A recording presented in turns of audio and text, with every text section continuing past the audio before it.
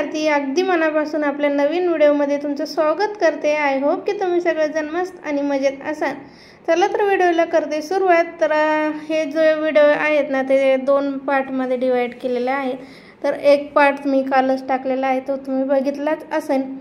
तर हा दुसरा पार्ट आहे। तर 1 डे ट्रिप काढलेली होती आम्ही तर पुण्यामध्ये। तर त्यामुळे मग व्हिडिओ खूप मोठा होतो, त्यामुळे असे 2 पार्ट केलेले आहेत। तर 1 पार्ट तर मी कालच तुमच्यासोबत शेअर केलेला आहे आणि हा दुसरा पार्ट आहे।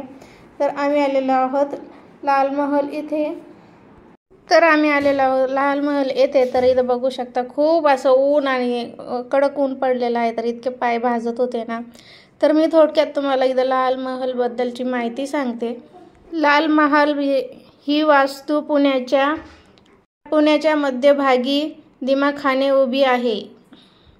लाल महलात शिवाजी महाराजांचे वास्तव्य बराच काळ होते। शिवाजी महाराजांचे बालपण हे लहानपणापासून लाल महलात गेलेले आहे व ह्याच महलात शिवाजी महाराजांनी शाहिस्त खानाची बोटे कापली होती।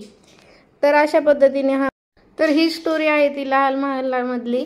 तर चला तर आता तिथं समोर नानांचा वाडा पण आहे, तर तिथं आम्ही आलेलो आहोत। तर अशा पद्धतीने तिथला नानांचा वाडा आहे। तर हे बघू शकता। तर आम्ही गेलो होतो तेव्हा दुपारची वेळ होती, त्यामुळे सर्व काही बंद होतं। तर थोडंफार बाहेरूनच शूट केलेलं आहे।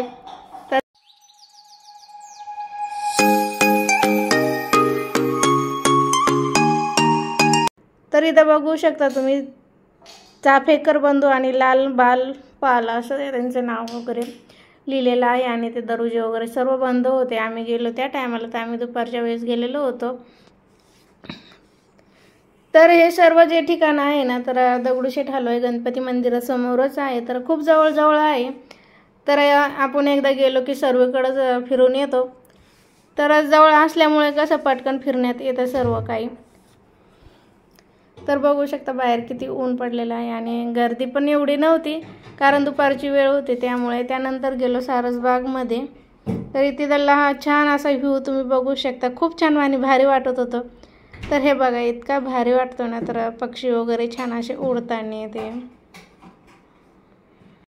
तर पक्षी वगैरे उडताना छान असं मस्त आम्ही एन्जॉय केलेला आहे। तर इथं हा रोड आहे म्हणजे मेन गेट सारसबागचा, त्यामध्ये मग काय मुलांना काही दिसलं की मागतच असते। तर आधी त्याला टोपी घ्यायची होती, तर तो टोपी घेऊन द्या असं म्हणत होता। त्यानंतर कुरकुरे वगैरे सर्व असं लावलेलं होतं बाहेर। तर गार्डन वगैरे म्हणल्यावर काय हे सर्व वस्तू तर राहतातच। त्यानंतर पाणीपुरीचे गाड्या, ट्रॅफिक तर भरपूर चालूच आहे, तर गाड्या वगैरे ना गर्दी तर पाहू शकता तुम्ही। तर भेळपुरी पाणीपुरी हे सर्व गाड्या तिथं राहतातच। तर स्नॅक्समध्ये खायला भरपूर मुलांना भेटतं। त्यानंतर फुलं वगैरे तर नारळ वगैरे पण आहेत तिथं। तर आम्हाला माहिती नव्हतं, कारण आम्ही पहिल्यांदाच गेलेलो होतो। खूप दिवसापासून इच्छा होती की जायचं म्हणून आहे पुण्याला, तर तो दिवस आलेला होता। तर त्या दिवशी आम्ही गेलो। तर इथं बघू शकता तुम्ही गार्डन वगैरे आहे। तर आम्ही गेलो तर आम्हाला असं माहिती पडलं की तिथं दुपारी बंद होऊन जातं। तर आम्ही सकाळी गेलो, तर सकाळी गेल्याच्या नंतर काय भरपूर आम्ही दगडूशेठ गणपती केला, शनिवार वाडा, त्यानंतर त्यानंतर गेलो लाल महल आणि त्यानंतर आलेलो आहोत सारसबागमध्ये। तर दुपारची वेळ होती, तर आम्हाला 1-1:30 तरी वाजलेलं होतं येण्यासाठी। तर 1-1:30 वाजता आम्ही आलेलो आहोत आणि तिथं गेल्यावर माहिती पडलं की गार्डन हे 12 वाजताच बंद होऊन जातं। तर सकाळी 6 ते 11 पर्यंत गार्डन चालू राहतं आणि दुपारी 4 ते 10 पर्यंत असा टायमिंग आहे ते सारसबाग गार्डनचा। तर त्यानंतर मग काय आपण तिथून आल्यावर छान अशी भेळ वगैरे घेतली आणि जेवण वगैरे करून घेतले आणि मग काय तिथं त्याच्यासमोर मग मंदिर वगैरे आहे सारसबागमध्ये गणपतीचं छान असं। तर हे बघू शकता तुम्ही, हे मंदिर तुम्हाला दाखवते कसं आहे ते। त्यानंतर आम्ही गेलो मंदिरामध्ये। तर बघा सिद्धिविनायक मंदिर आहे सारसबागमधलं। तर अशा पद्धतीने सर्व छान असं डेकोरेशन म्हणजे भारी दिसतंय, एकदम लाल महल सारखंच म्हणजे आहे। तर हा आहे पाती त्याला गणपती छान असं आणि तुम्ही बघू शकता साईडने पण जे लोक लांबून बाहेरून येतात त्यांना काही टायमिंग वगैरे काही माहिती नसतं, त्यामुळे मग निवांत असे बसलेले होते मंदिरामध्ये। छान असं दर्शन वगैरे घेतलेत आम्ही पण आणि मग 4च्या नंतर गार्डन उघडलं आणि त्यानंतर आम्ही गार्डनमध्ये गेलो। तर इथं बघू शकता तुम्ही गार्डनमध्ये आलेलो आहोत. तर जे पुण्यामध्ये राहतात त्यांना माहिती असेल सारसबागचा टाईम किती आहे काय आहे. तर इथं बघू शकता छान असं तर तिथं वगैरे मासे वगैरे छोटे छोटे होते, छान असे मस्त बघितले आम्ही. आणि त्यानंतर पुढं आलेलो आहोत. तर 4:30 वाजले तरी पण ऊन बघू शकता किती लागत आहे. तर इथं व्यायामाचे वगैरे प्रकार म्हणजे स्टँड वगैरे त्यांनी केलेला आहे, फक्त व्यायामासाठीच आहे. तर मुलांना सारसबागमध्ये खेळायला वगैरे काही नाही आहे. तर फक्त कपल म्हणा किंवा ज्यांचे नवीन लग्न झालेले आहे तर त्यांच्यासाठी सारसबाग बेस्ट आहे. तर लहान मुलांसाठी असं खेळायला वगैरे सारसबागमध्ये काही नाही आहे. तर संध्याकाळच्या वेळेसच थोडंफार म्हणजे राजपाळणे वगैरे ते राहतात. तर तुम्ही जर लांबून वगैरे जर येणार असाल तर सारसबागमध्ये त्याचा टाईम राहतो 4 ते 6, नाही तर मग सकाळचा टाईम राहतो 6 ते 11. ह्या टायमामध्ये जावा, जेणेकरून मग तुमचा पण टाईम वाचेल आणि दुसरं पण फिरण्यात येईल. तर आम्ही खूप 2 तास तिथं बसलो आणि नंतर मग बागेमध्ये आलेलो आहोत. तर हे बघू शकता आजूबाजूचा सारसबागमधला व्ह्यू. आणि हे बघा इथं रेनबो वगैरे याचे हे काढलेलं आहे, मुलांना छान असं इंटरेस्टिंग वाटावं त्यासाठी. तर छान असे पेंट केलेले आहे. तर फ्लावर्स वगैरे बटरफ्लाय आहे. तर भरपूर असं म्हणजे फरशावरती त्यांनी काढलेलं आहे. तर मुलांना छान अशी एंट्री केल्यावर छान वाटावं यासाठी. तर गर्दी वगैरे तर तिथं गर्दी वगैरे एवढी काही नव्हती. तर संध्याकाळी शक्यतो होत असेल गर्दी. तर संध्याकाळी कशा पुण्यामधले जे लोक असतात ते निवांत राहतात आणि त्यामुळे मग संध्याकाळी जास्त अशी गर्दी होत असेल. तर यांनी पण दुपारी अशी थोडीफार म्हणजे उघडी ठेवायला पाहिजे होते, कमीत कमी 3 वाजेपर्यंत तरी.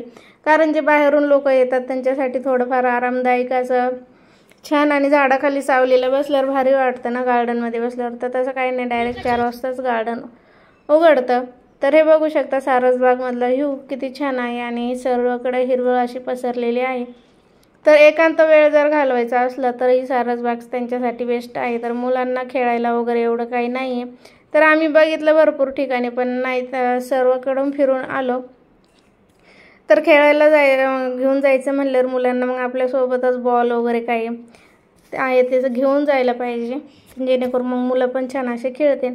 तर फक्त इथं छोटासा असा तलाव आहे आणि त्याच्यामध्ये छान असे कमळाचे फुलं वगैरे आहे आणि छोटे छोटे असे मासे आहेत. आता थोडं ऊन कमी झालेलं आहे आणि तसं बागेचा टाईम सुद्धा म्हणजे यांनी बरोबर ठेवला. तर तसं गार्डन चालू ठेवायला पाहिजे त्यांनी बरं. 2 ते 4 आपले 12 ते 4 वेळ द्या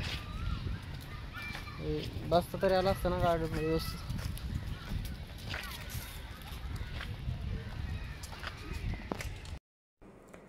तर इथे बघू शकता तुम्ही खूप सारी आता गर्दी होत आहे आणि मुलं पण खेळत आहे. तर मुलांनी बघा घरूनच बॅडमिंटन वगैरे आणलेलं आहे आणि ते खेळत आहे.